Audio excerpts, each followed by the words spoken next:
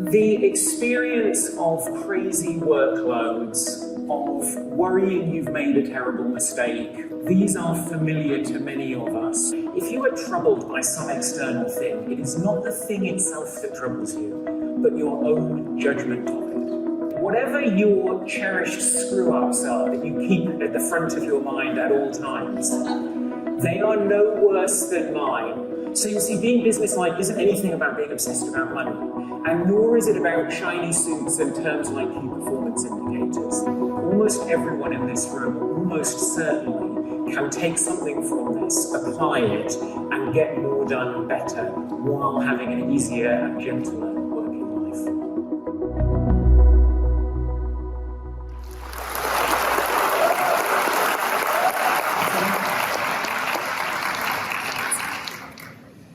Thank you very much for the introduction and the opportunity to be here. The beautiful view that you are seeing behind you is a small part of the territories of the Heltzer Nation, and it's taken from the top of the hill just above Bella Bella, where I have the honour to do what is the very best job I have ever done in my life. My disclosure is pretty straightforward. I do a bunch of things. I get paid for some of them. It's not going to affect anything that I'm going to say today. This is a quote from the Canadian-born visual artist Adam J. Kurtz. Do what you love and you will never work a day in your life. No, you'll work super fucking hard all the time with no separation or any boundaries, and also take everything extremely personal.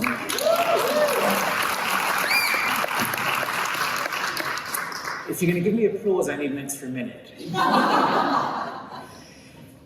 The experience of crazy workloads, of worrying you've made a terrible mistake, of being part of a team that isn't quite working the way it should be working, these are familiar to many of us working in tough roles in rural medicine. And in the next 15 minutes, I'm going to give you a 3-hour presentation with 3 ideas that you can take away and use in your practice in order to make your working life a little bit better. The first of those is the effort results bell curve. This is how, if you do it right, you can get more done and do it better by working less hard. The second is an on-the-job trick from cognitive behavioral therapy that you can use in the moment when feeling overwhelmed or stressed. And the third is called the kind business-like matrix. And this is what it is about those teams that thrive in challenging situations that makes them different from those that struggle. So we'll get straight into it. Idea 1, effort and results. And what I'm going to persuade you of, or try and persuade you of, is that if you do it right, you can usually get more done and do it better by working less hard. And yes, this does apply to real clinical practice, and I will try and show you how to do that. Here's a graph. I apologize for putting a graph up there. Horizontal axis, how much effort you are making, how hard you're working, what hours you are working. And on the vertical axis, the results of the efforts that you're making, how effective and good your work is. And B on that graph looks like a good place to be. You're making a certain amount of effort and you're achieving the optimum results for that amount of effort. A, to the left of B, is where we usually think we are. A particularly challenging day comes along and you think, well, I can work a little bit harder and I'll move a little bit to the right, and as a result of that, I'll achieve more.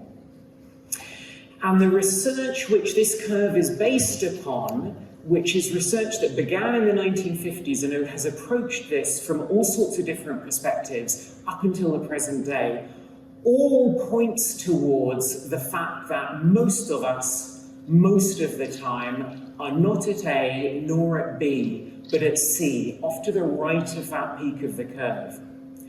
And the thing about being at C is that if you make more of an effort, you're going to move further to the right and slip further down the curve. You're going to get less done and do it less well than you otherwise would. And in fact, if you want to achieve more on that difficult day, the only way of doing that is to move yourself to the left, is to do a little bit less, to go a little bit easier on yourself. How does that make sense? How can that possibly be? There are a number of answers to that question.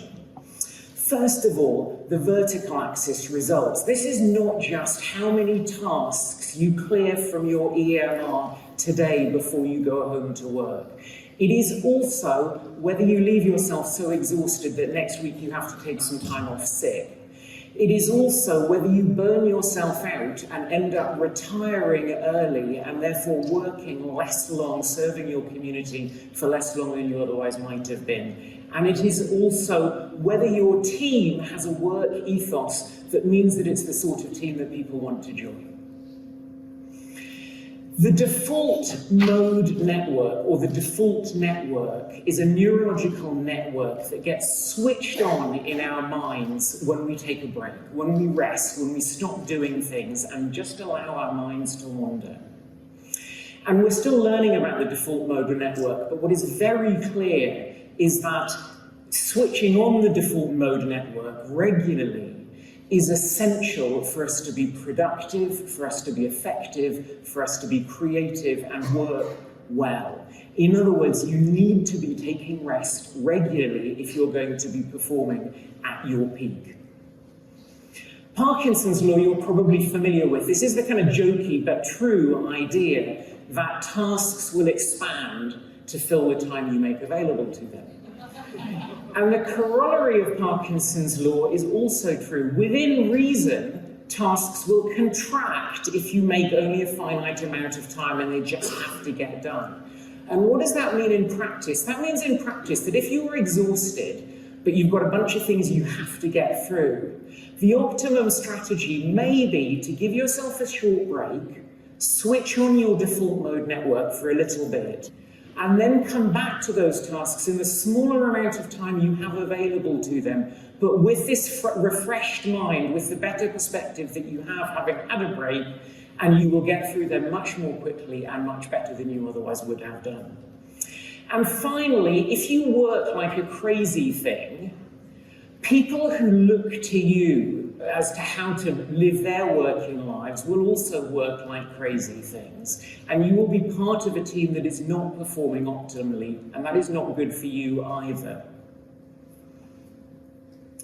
So in real clinical life, where we have patients who need to be seen and clinical tasks that need to be processed, how can you apply this? First of all, you need to know about it. You need to be aware of the curve, and simply being aware of that will give you an idea of where you are. You'll remember, I think I'm feeling on the right side of that curve, I'm exhausted, I need to have a break, and you will be more likely to have a break. Secondly, you need to take breaks. Remember reverse Parkinson's law, force the tasks to fit into the time that you want to make available to them, and break regularly through the day. Break well. Scrolling through Instagram does not switch on your default mode network. Going for a 5-minute walk outdoors to clear your head completely changes the next few hours of your day. Stop working when you should. If it's 7 o'clock at night and you've got 63 medical tasks to clear on your EMR, probably the most efficient way of doing that is to go home, have something to eat, have a rest, sleep, and come back to them first thing in the morning when you will plow through them much more effectively and make much better decisions in the process. Take seriously that feeling that you don't really want to do something. It probably isn't laziness. It is probably some wise part of your mind telling you that you're on the right-hand side of that effort results curve and that a break would be a good thing to do right now. Plan and protect your leisure time each week, because otherwise you will lose it. Consider offering longer appointments. Almost everything gets better when you shift from short appointments to longer appointments. And if it's an option to you, consider working part-time. Whatever you take from these ideas, or whether you figure out others yourself, almost everyone in this room, almost certainly, can take something from this, apply it, and get more done better while having an easier and gentler working life. That was idea number one. Idea number two, it's the reaction, not the stuff. And what I want to show you here is how most of the time when we consider how we're dealing with something difficult or challenging or stressful, what it is that we're dealing with turns out to be less of a thing for us right now. And this is not a new idea. This has been around for thousands of years. Marcus Aurelius, Roman emperor and philosopher, if you are troubled by some external thing, it is not the thing itself that troubles you, but your own judgment of it. Hamlet, there is nothing either good or bad, but thinking makes it so. Clearly there are many things that are objectively good or bad, but as novelist Anais Nin explains, the point is we do not see things as they are, she writes. We see them as we are. So what this calls for in those moments when you're feeling stressed or overwhelmed or not up to facing whatever challenge you are facing in your work is a change of perspective, a new way of looking at things. And this you can apply in moments when you're feeling stressed, when you're feeling irritable, when you're lacking in confidence, when you're just overwhelmed. And what cognitive behavioral therapy, that most evidence-based of psychological therapies, invites us to do is to, in the moment, to look inside and ask ourselves, what is the automatic thought, the perhaps almost subconscious thought that is driving those unpleasant feelings of stress or overwhelm? Is it accurate? Because almost always it isn't. And if it isn't accurate, what would be a better thought to commit to? And this takes advantage of a wonderful feature of the human mind, which is that if you fix an inaccurate thought that is driving disagreeable feelings, you fix the feeling. And if you make a habit of doing this, if you make yourself do it in circumstances where you're feeling stressed or overwhelmed or whatever it is, and you practice it, what you will find is that you begin to enjoy situations that once stressed you. You become one of those people who just laughs and says, bring it on. Let me give you an example. Imposter feelings. Albert Einstein used to be disturbed by people calling him a genius and describes himself as an involuntary swindler. I'm experiencing imposter syndrome right now. And people, when they are experiencing imposter symptoms, typically there are three automatic thoughts underlying those feelings. The first is, I'm not as good as everyone else. The second is, I'm not up to this, whatever this task is that I'm facing. And the third is, something awful is going to happen as a result. So let's look at the evidence for each of those beliefs. Let's do what CBT asks us to do. First, someone independent of you and objective has likely measured you up and put you where you are. And even if you don't trust your own judgment, you ought to trust theirs. Secondly, you have almost certainly faced more stretching situations before, and that they've almost certainly mostly worked out fine. Thirdly, whatever your cherished screw-ups are that you keep at the front of your mind at all times, they are no worse than mine, and I can pretty much guarantee they're no worse than the dirty secrets of everyone else in this room right now. It is usually, whatever it is that you are facing, it is usually actually not as hard or as serious as in that stressed moment it feels. And if you do screw it up, blessedly, it is one of the laws of the universe that things usually do work out okay anyway, especially in the long term. So if you are thinking those three imposter thoughts, if that's what's driving your feeling of overwhelm and being unable to deal with it, you are discounting a lot of evidence that in fact you are up to this and you're probably quite good at it. And if you make a habit of taking yourself there, figuring that out, fixing the thoughts, and then committing to a better thought. And you do that in this situation every time it arrives. You will fix the thoughts, you will fix the feeling, and you will become one of those people who begins to enjoy situations that used to stress you. Idea number 3.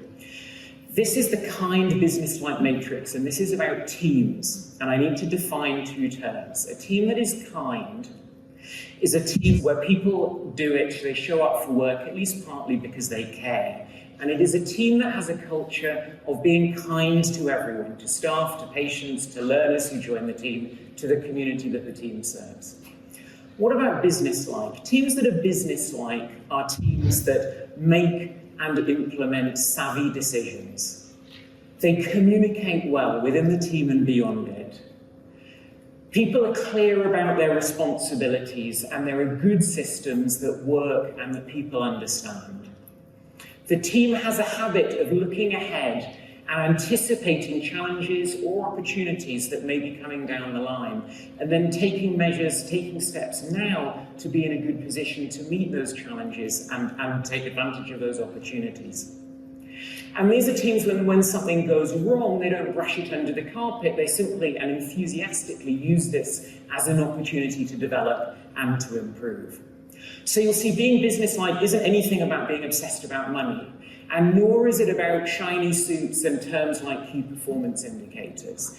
Being businesslike is simply about being effective at whatever it is that you come into work to do. And if you look at it from that perspective, you see that being businesslike is a prerequisite, truly, of being kind. And if you have any experience of any kind of work, you will know that being kind is a prerequisite of being businesslike.